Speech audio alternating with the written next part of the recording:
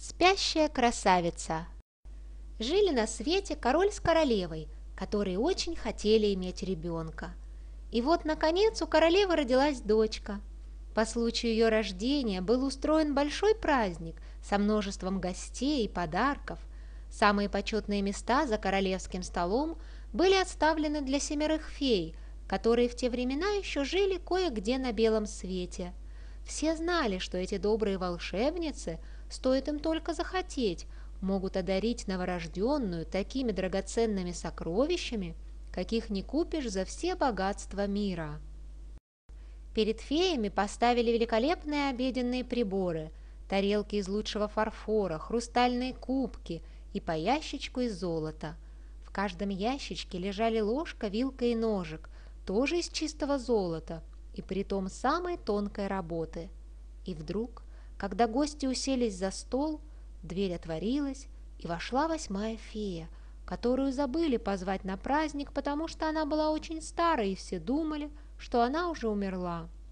Не прошло и минуты, как слуги поставили перед старой феей тарелки из самого тонкого расписного фарфора и хрустальный кубок, но золотого ящичка с ложкой, вилкой и ножиком на ее долю не хватило.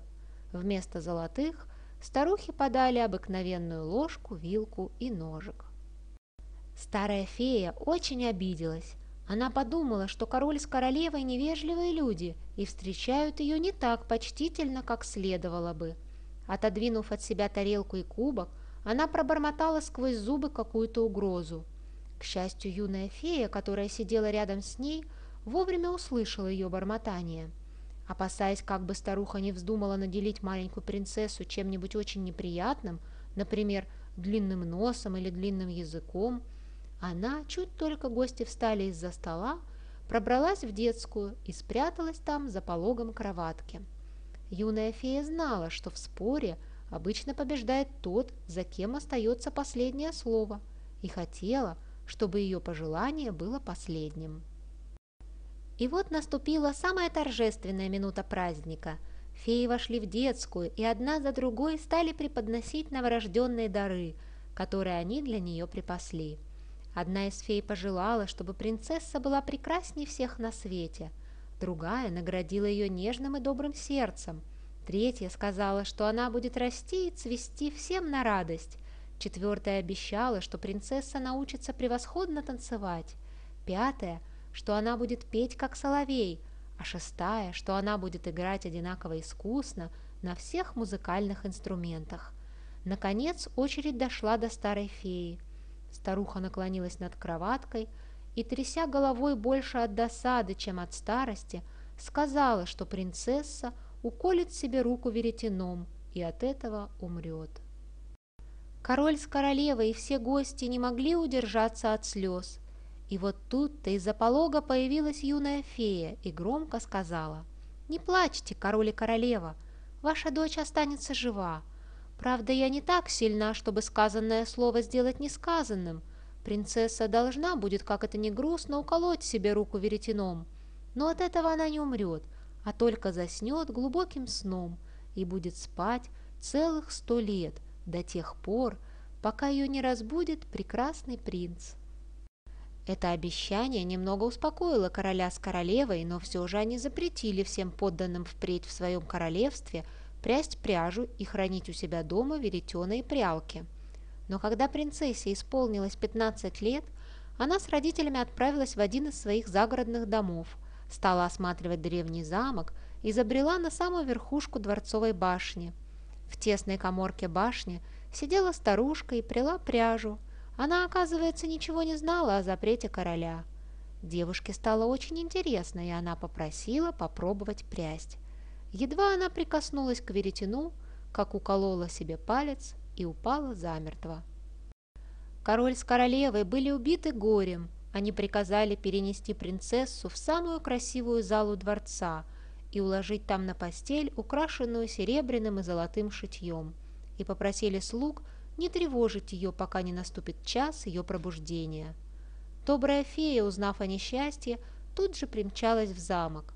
Она все время думала о том, как грустно будет принцессе, когда через 100 лет бедняжка проснется в этом старом замке и не увидит возле себя ни одного знакомого лица.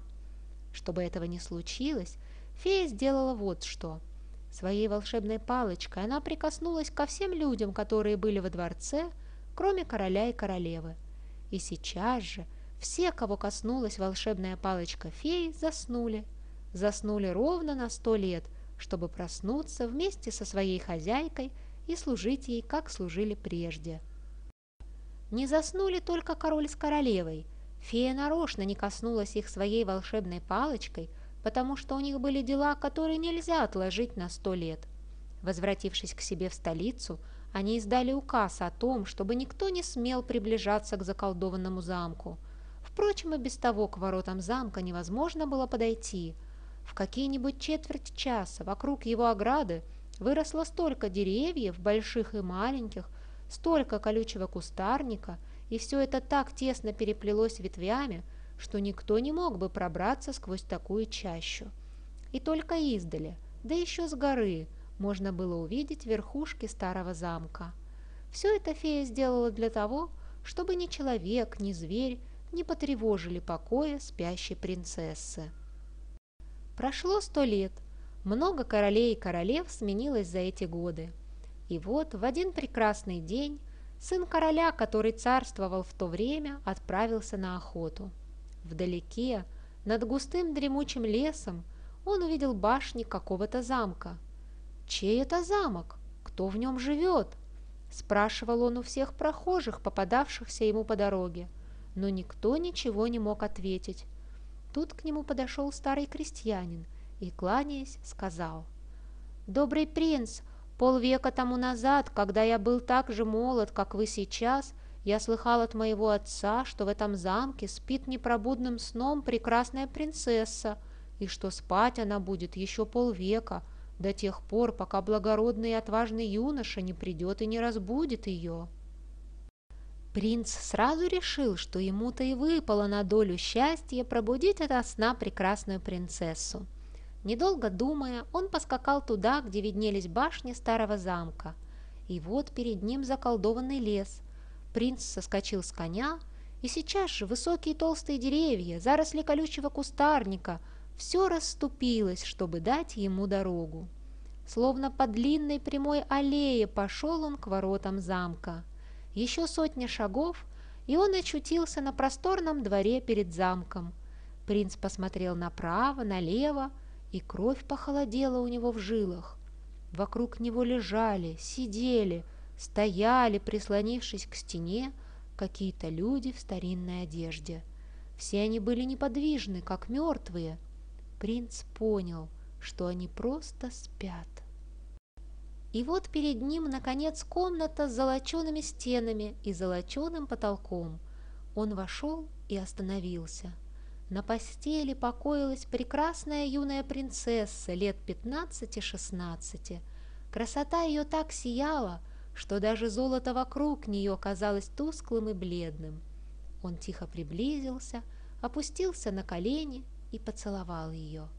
Принцесса проснулась, открыла глаза и взглянула на своего избавителя. «Ах, это вы, принц!» — сказала она. «Наконец-то! Долго же вы заставили себя ждать!»